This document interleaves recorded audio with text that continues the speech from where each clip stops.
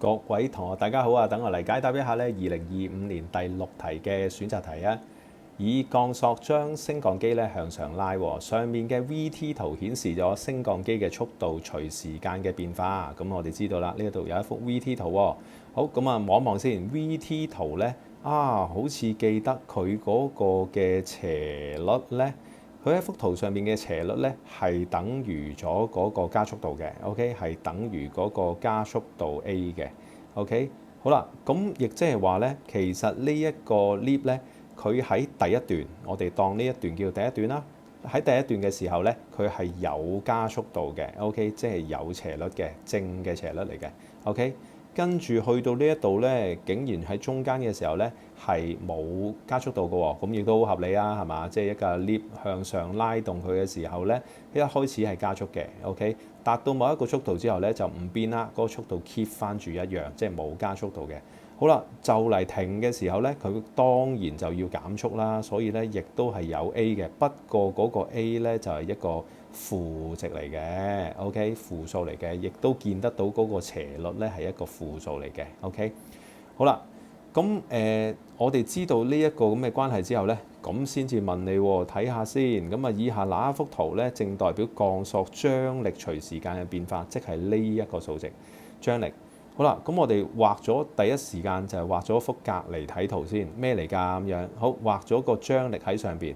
其實呢架升降機咧連埋個人咧，唔好俾佢迷惑喎。其實咧成嚿嘢咧，我哋可以當佢做一個嘅質量嘅。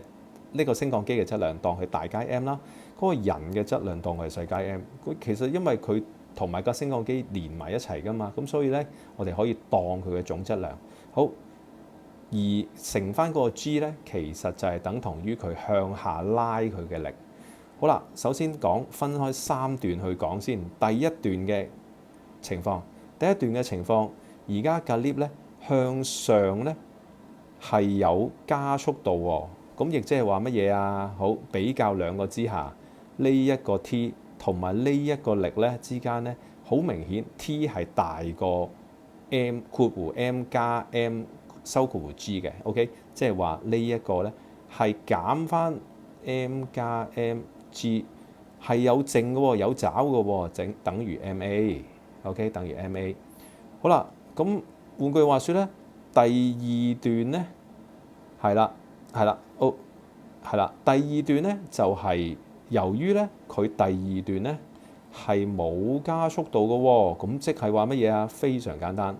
兩個係一模一樣嘅，係嘛？有兩個力嚟㗎嘛。如果佢冇加速度喎，即係喺呢段情況裏邊咧 ，A 等於0喎，咁咪即係冇正力咯。冇正力咪即係兩個係一模一樣咯。OK，咁所以咧 T 喺第二個情況咧 ，T 等於括弧 M 加 M 乘翻個 G 嘅。好啦，去到第三段啦。咁第三段又如何啊 Sir？ 咁第三段就好簡單啦。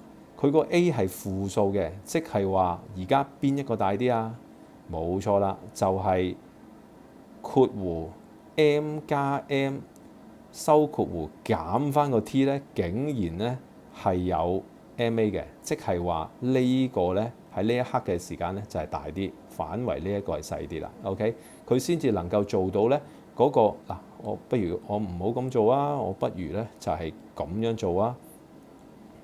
我將嗰個 T 我照樣減 M 加 M over G， 不過出嚟咧嗰個 A 咧就係一個負數嚟嘅，即係同單第一個情況一樣，我俾翻個方向你一模一樣，不過今次咧個 A 咧係一個負數嚟嘅，咁可能希望你哋易啲明白。